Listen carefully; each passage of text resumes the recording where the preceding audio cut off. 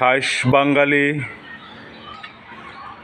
মাটি খাইশ কথাটা খুব আক্ষেপের সাথে আজকে বলতে হচ্ছে। আমরা যারা কৃষক মানুষ ছোটোখাটো মাছের খামার করি বা অন্যান্য কৃষিকাজ করি, এই কাজগুলো তো এখন আর শান্তি নেই।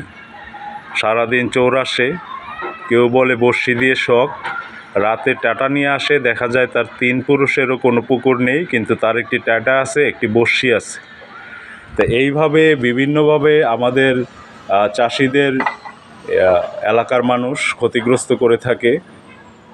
তা মানুষের কবে নজর ভালো হবে আমি জানি না, চুরিটাকে তাদের একটা স্থায়ী পেশা করে নিচ্ছে তারা। তা এই হচ্ছে আমার একটা বিশাল পুকুর।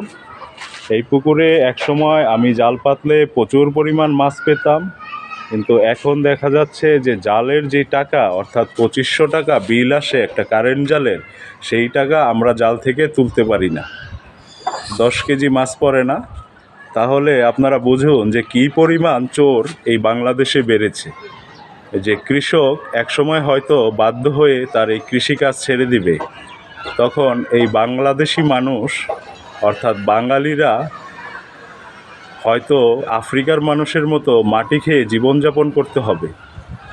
তো এই দেশের আইনশৃঙ্খলা বাহিনীদের প্রতি আমি অনুরোধ জানাই যে আমার মতো যারা কৃষক আছে ছোট পর্যায়ের, তারা যাতে ধ্বংস না হয়ে যায়, তাদের প্রতি একটু খেয়াল রাখবেন।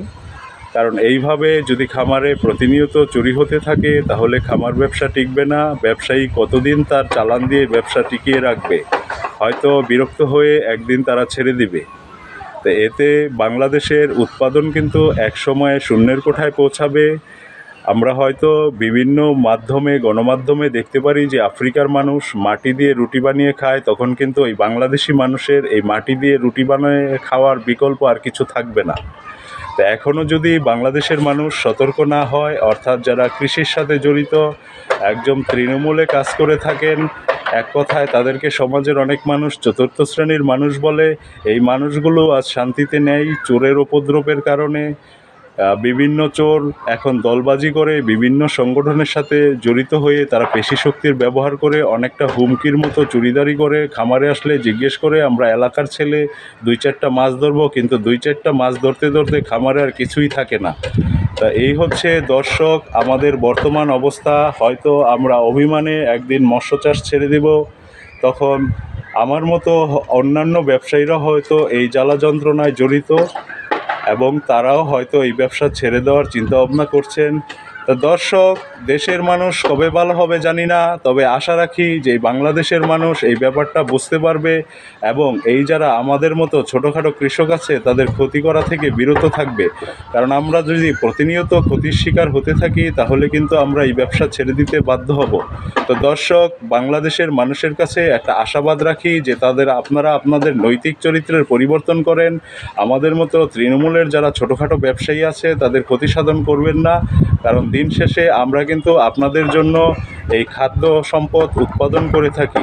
তো এই আশাবাদ রেখে আমি আমার বক্তব্য শেষ করছি। বলার অনেক কিছু ছিল, হয়তো গাইডলাইনের সীমাবদ্ধতার কারণে অনেক কথা আমরা বলতে পারি না। তাই সবাই ভালো থাকবেন এবং দেশ ও জাতি নিয়ে চিন্তা করবেন যাতে বাংলাদেশ আগামীতে আরও উন্নত হতে পারে। প্রত্যেকটা ব্যবসায়ী সফলভাবে তাদের ব্যবসা করতে পারে, কোনো চাঁদাবাজির উপদ্রব না থাকে, সন্ত্রাসীর উপদ্রব না থাকে, ছিচকাচোরের উপদ্রব না থাকে। এই আশাবাদী আজকের ভিডিও এখানেই সমাপ্ত করছি। আল্লাহ হাফেজ।